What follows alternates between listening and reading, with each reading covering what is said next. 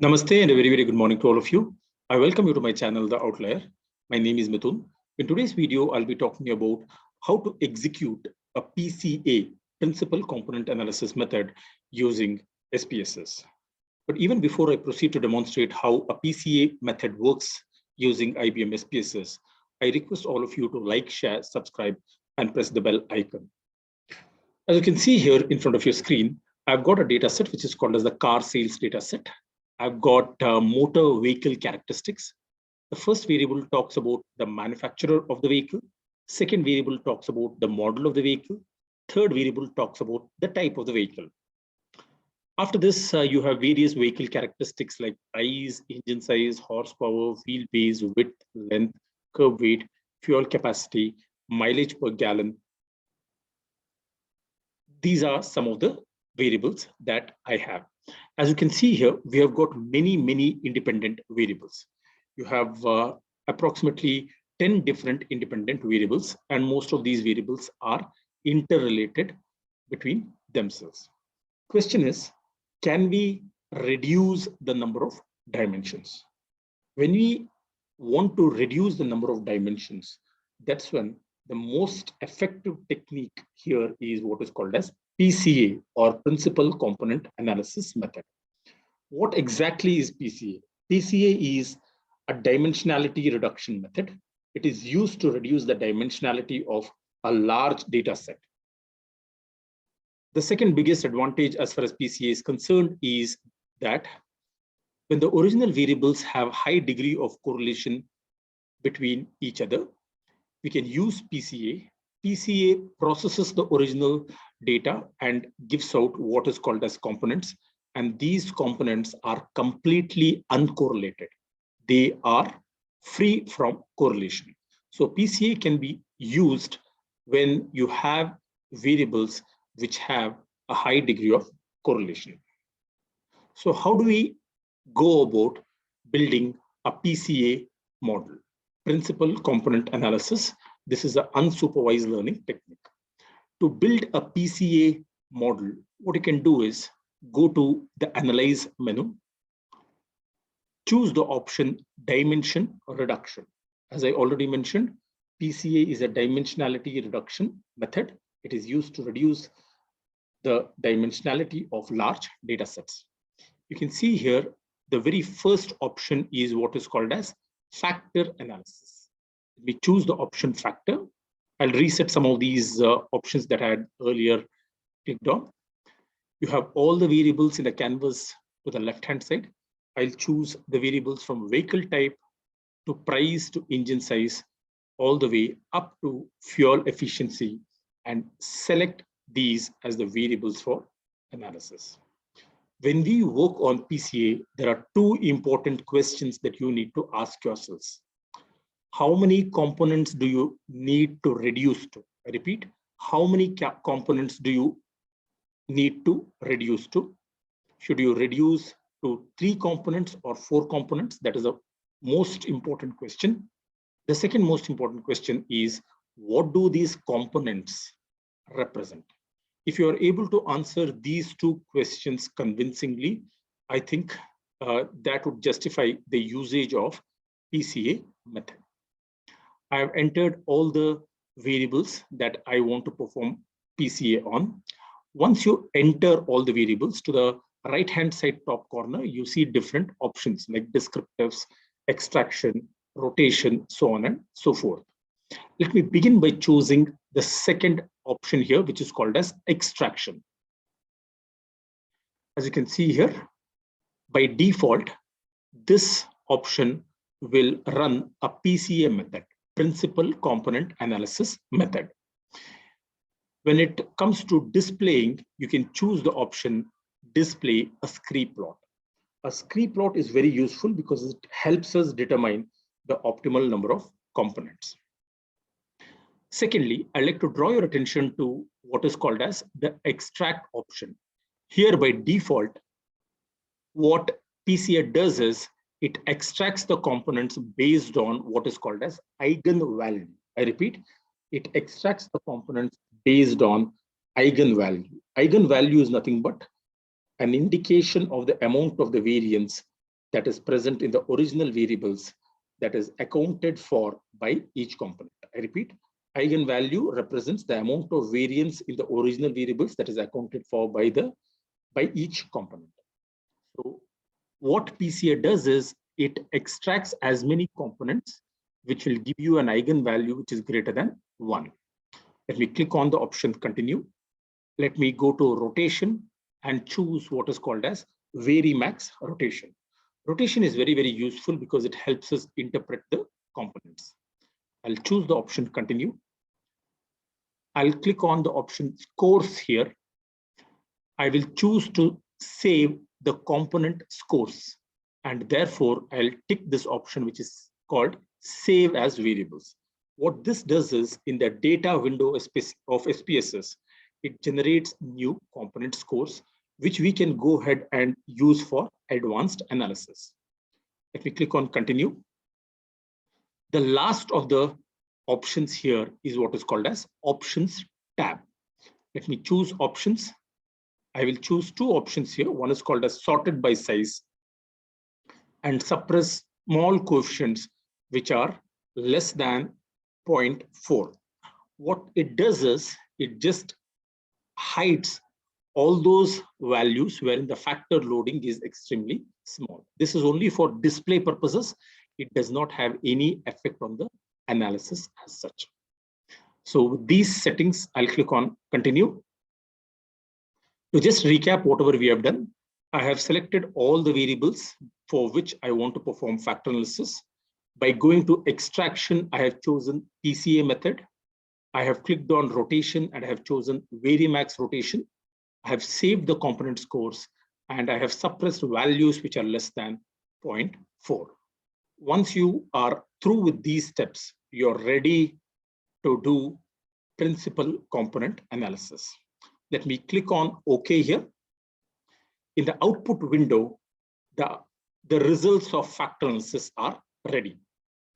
The very first table that you see is what is called as the Communalities Table. I repeat, this is what is called as the Communalities Table. What exactly do we mean by communalities? When we speak about communalities, communalities indicate the amount of variance in each variable that is accounted for. I repeat, it indicates the amount of variance in each variable that is accounted for by the components. By default, when we use the PCA method, you get two different columns here. That is the initial communalities as well as the extraction communalities. When you perform a PCA, the initial communalities is always 1. Now you may ask me this question, what do you mean by initial communalities? Initial communalities are estimates of the variance in each variable accounted for by all the components for the PCA. I'll repeat this again. Initial communalities are nothing but estimates of the variance in each variable that is accounted for by all the components of the PCA. As I already mentioned, initial communalities will be equal to 1 when you do a PCA. Let's look at the next column heading here, which says extraction communalities. What are these extraction communalities? Extraction communalities are the estimates of the variance in each variable accounted for by the components. I'll repeat this. Extraction communalities are the estimates of the variance in each variable accounted for by the components. When you look at the extraction communalities, they are on the higher side, 0.9, 0.8, 0.8. They're really very high. This is a very good sign that the extraction communalities are on the higher side. The communalities in this table are all high, which indicates that the components represent the variables well. So if the extraction communalities is greater than 0.8, which seems to be the case here, it's simply an indication that the components represent the variables well. Excuse me. With this, I'll make a move on to the second table, which is called as the total variance explained table. You can see here there are 10 components. The extraction method that we have used is principal component analysis. you can see here the total eigenvalue. If you recall the discussion that we had, I mentioned that there are two important questions. How many components should you extract? What do these components represent? I'll repeat. How many components should you extract? Should you extract 2 components, 3, 4, 5? What is that optimal number of components? Second question here is, what do these components extract? The answer for the first question is given by the total variance explained. Let us look at this column, which is total eigenvalue column. If you look at the first component has a eigenvalue which is 5.9. If the eigenvalue exceeds 1, it's a good sign. You will extract as many components which have a eigenvalue greater than 1. If the component value is less than, sorry, if the eigenvalue is less than 1, you can stop there. If the eigenvalue is greater than 1, you can extract that particular component. So when you look at the component 1, it has an eigenvalue of 5.9. 5.9 is greater than 1. So the first component qualifies. Let's look at the second component. For the second component, the total eigenvalue is 1.6, which is again greater than 1. So a 2-component solution is also valid. Let me look at the 3-component solution. For the third component, the eigenvalue is 1.123. 1.123 is again greater than 1. So a 3-component solution is a feasible solution. Let's look at the fourth component. The fourth component is 0.339, which is clearly less than 1. And therefore, you don't go with a 4-component solution. You can stop at a 3-component solution. Subsequently, when you look at 5, 6, 7, 8, 9, and 10, all these are components wherein the total eigenvalue is smaller than 1. You can ignore those components which have an eigenvalue smaller than 1.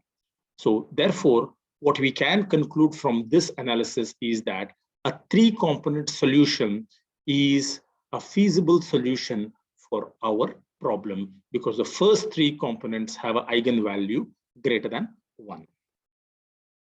Let's now look at the percentage of variance. The first component accounts for 59.93% of the variance. When you look at the second component, individually, the second component accounts for 16.5% of the variance. If you add 59.9 and 16, you should be able to get 76% of the variance, which is displayed under the cumulative percentage. Let's look at the third component. The third component individually accounts for 11.2% of the variance. When you add 59 plus 16 plus 11, you should be able to get 87% of the variance. We don't need to look at the numbers after the 3 components because we have already decided that beyond 4, the total eigenvalue is smaller than 1, and therefore you can just freeze on a 3-component solution. Using the 3-component solution, we are able to account for 87% of the variance, which automatically means that we are losing only 13% of the variance.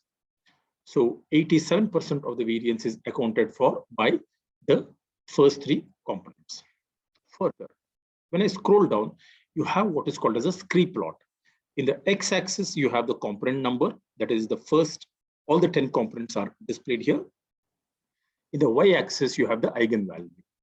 When you look at the first component, the eigenvalue is approximately 6. The second component is 1 point something, and the third component is 1 point something again. When you look at 4th, 5th, 6th, 7th, 8th, so on and so forth, the eigenvalue is clearly less than 1. A Scree plot is also used to determine the optimal number of components. Clearly, after the third component, the eigenvalue is smaller than 1. So I will not be looking at those components which have an eigenvalue less than 1. I will be focusing just on the first 3 components from the Scree plot. This is also called as the elbow method of deciding the optimal number of components. You have the component matrix as well as the rotated component matrix. I will pay attention to the rotated component matrix because it's a lot easier to interpret the rotated component matrix as compared to the component matrix. You can see here, we have now moved to the second question. What do these components mean? We have answered the first question that the optimal number of components is 3. Now the second big question, what do these components mean? Now to answer this question, we have to look at what is called as the loading. It's also called as the loading, is also called as factor loading. You have the original variables along the x-axis, and you have the 3 components along the y-axis, along the columns. So when you look at the first component, which is along the column, you look at the biggest number here. The biggest number is 0.935. So which corresponds to price, and very close to 0.935, you also have the next number 0.933, which corresponds to horsepower. So what does the first component represent? The first component mainly represents price and horsepower. I'll repeat. We have to look at the highest number in the factor loading. The biggest number is 0.935, which corresponds to price. And the next biggest number is 0.933, which corresponds to horsepower. So the first component mainly represents price and horsepower. Let's look at the second component here. When you look at the second component, let's watch out for the biggest number here. The biggest number that I can see here is length and wheelbase, which means that the second component represents length and wheelbase. Let's look at the last component, the third component. The highest number that I can see here is 0.954, which corresponds to vehicle type. So we can clearly say that the third component represents vehicle type. So this is the sum and substance of PCA. We said that the optimal number of components are 3. The first component represents price, or a price and horsepower. The second component represents length, and the third component represents vehicle type. One additional benefit of using the PCA is that we have generated new component scores. Where are those component scores? I can go to the data editor window, and when I scroll to the right side, you can see here, until MPG, these are all original variables. I had selected the original variables. Now SPSS has generated 3 additional columns. This is the first component, which represents price and horsepower. Second component here, which represents length, and the third component represents vehicle type. Now you may ask me a question, should I now use the original variable, or should I now use the extracted components? I will say for all practical purposes, you can go ahead and use the extracted components because these components are uncorrelated. Let us say you are performing linear regression and you observe that the independent variables are highly correlated. If the independent variables are highly correlated in linear regression, then you can't build a linear regression model because it leads to the problem of multicollinearity. And if there is multicollinearity in the data set, the unstandardized estimates will be very, very unstable, my apologies.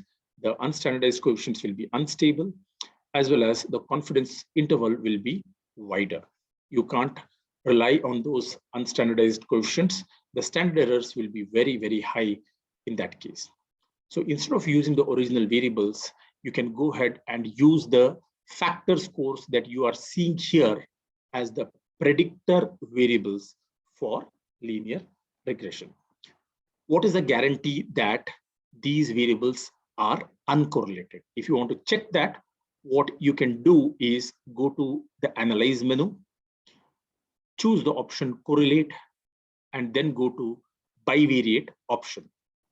If we click on the bivariate option, I will choose the 3 variables here and push them into the variables list. I will be looking at the Pearson's correlation for these 3 factors. Let me remove vehicle type. I'm not interested in vehicle type. I'll be looking at the correlation between the 3 factor scores. We choose OK. So this is the correlations table that you are able to see. When you look at the first factor and the second factor, you can look at the Pearson's correlation value. It is 0 and the significance value is 1, which means that since the p value is greater than 0.05, you fail to reject the null hypothesis and conclude that the 2 factors are uncorrelated. Pearson's correlation value is 0, which means that there is no correlation between the first factor and the second factor, which again goes to show that these 2 variables are uncorrelated.